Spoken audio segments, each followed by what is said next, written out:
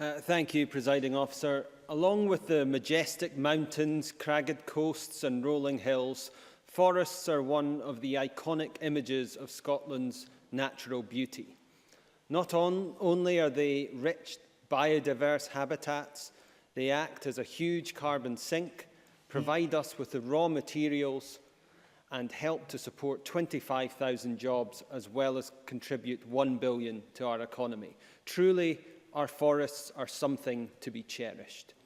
This was a point well made by Finlay Carson, who flagged how important the sector is to his constituency, as did Colin Smith.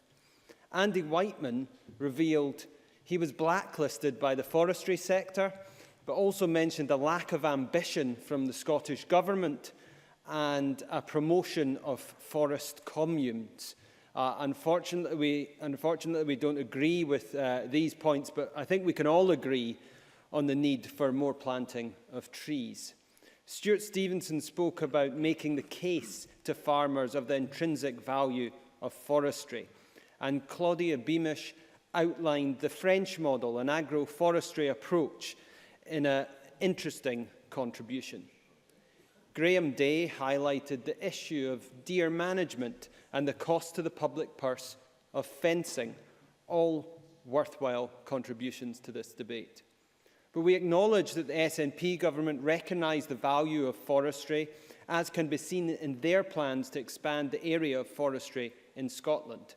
Anyone who cares about our environment and our economy would, of course, welcome such an expansion.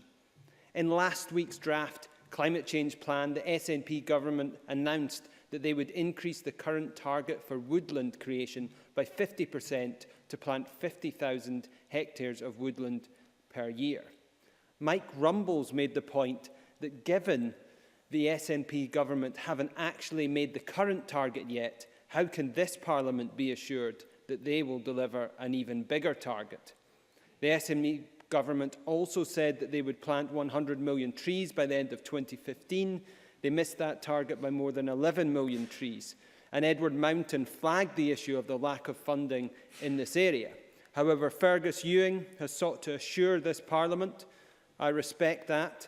I also welcome Fergus's commitment to work across the chamber for the benefit of Scotland and to continue to meet his New Year's resolution on that approach. However, we see in action when it comes to the impact of invasive rhododendron on Scottish woodlands, despite being described by one ecologist as the biggest ecological threat facing Scotland, barely more than 1/10 of rhododendron spread has been removed over the past 5 years. I urge the SNP government to tackle this problem rather than leave it to landowners alone. We have a number of concerns about the SNP government's proposed organisational arrangements for the Forestry Commission. The proposals could lead to the type of centralisation and political interference that may underline the goals we all share, a point made by Peter Chapman and Alexander Burnett. Furthermore, Rhoda Grant raised concerns of career civil servants running our forestry sector, a point we would also agree with. On the other hand, there are occasions where central leadership is required. The biorefinery roadmap for Scotland was also launched in January 2015, to much fanfare, and quite right too, because this sector is in dire need of leadership.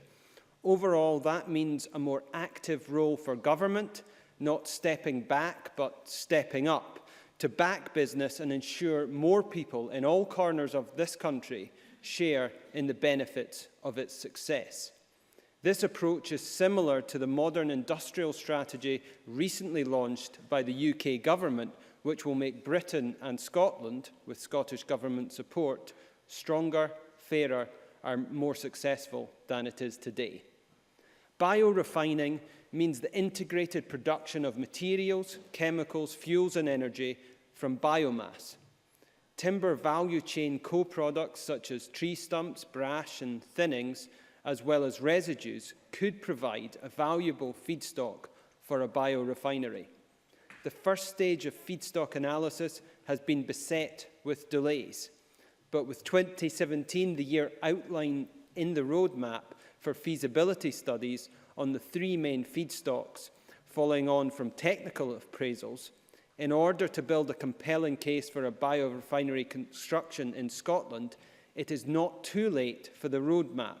I would urge the Cabinet Secretary to ensure that this roadmap is delivered on time. Forestry represents a massive opportunity to deliver positive economic and environmental impacts for Scotland. Scottish forestry needs a government that will show leadership and recognise what we can do better. A government that supports stakeholders, not one that walks away from problems, and most of all, a government that puts results before rhetoric. I urge the Chamber to support the amendment in the name of Peter Chapman.